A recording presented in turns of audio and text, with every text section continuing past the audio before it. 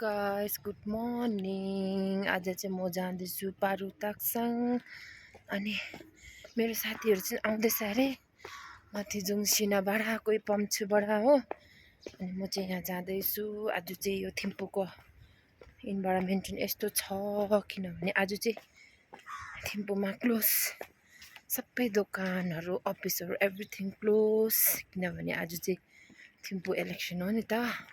So that आज हाम्रो पनि छुट्टी। So we are going now पारुताक्साङ। We are just starting now. मेरो साथीहरू चाहिँ कोही माथिबाट आउँदैछ, कोही ओलखा बाबिसाबाट। हामीहरू चाहिँ भेट हुँदै हुँदै जाने हो। ल गाइस, भरे पारुताक्साङको भिडियोहरू पनि बनाएर युट्युबमा अपलोड गर्छु। सबैजनाले हेरिदिनु होला मेरो भिडियो। अब चाहिँ फाइनली म बाबेसा पुगिसक्यो। यहाँ साथीहरूसँग पनि भेट भइसक्यो। अब एकछिन यहाँ साथीको हस्बेन्ड पर्खेको। Say hi say hello. We are moving towards Taktsang. अब चाहिँ हामी पुग्न आँट्दैछौँ ताक्साङ। मान्छेहरू पनि बेसी जाँदैछौँ। चिन्ले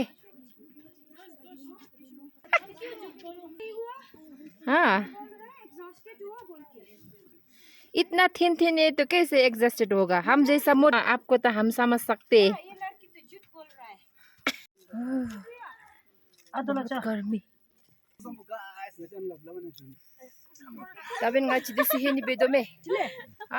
Nale bejo ko apilam nale. Ani bideng nga chigi group. Dato ben nga chi ha po na hechi me. Oh, very beautiful bani. Ani kहाँ गएको रे आज तिमी? हो? Ask me. Okay, okay, okay. आज चाहिँ तिमी कहाँ गएको रे? तिमी कहाँ जाँदैछौ? पारुताक्साङ। हो। अनि अब अहिले चाहिँ कहाँ पुगिलु भन्नु? कति बाटो हामी हिँडिसक्यो?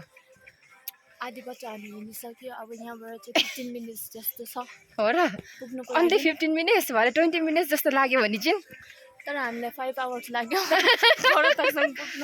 अनुहार पनि हेर्नु कस्तो कस्तो भएको, पसिनै पसिना। अनि आज पारुताक्साङ आउँदा कस्तो कस्तो सोचाइ आउँदैछ तिमीलाई? एकदम राम्रो सोच आउँदैछ। एकदम भोक पनि लाग्दैछ? एकदम भोक पनि लाग्दैछ। एकदम थाक्दैछ पनि। ल ल, आज चाहिँ हामी जाँदैछु पारुताक्साङ। तलबाट चिया बिस्किट खाएको थियो, त्यो पनि सबै निकेर गयो। त्यो पनि सबै डाइजेस्ट भइसक्यो। फेरि भोक लाग्न थाल्यो। एनर्जी पाउँछ होला भनेर खाइदिएको त एनर्जी लसमा भयो। डुक्छु, भेरी भेरी स्मल डुक्छु। यहाँदेखि उता चाहिँ अब हामी किराते बोलाएर जानुपर्छ। प्यान्ट सर्टमा एलाउड छैन। अब चाहिँ हामी लाखाङ पुग्नु आँट्दैछौँ। ल अब चाहिँ हामी आइपुग्नु आँट्यो पारुताक्साङ। हिँडेको पनि 4 घन्टा भइसक्यो। खुट्टाहरू गलेर हत्तु भयो। अब चाहिँ हामीले पुग्नु आँट्यो।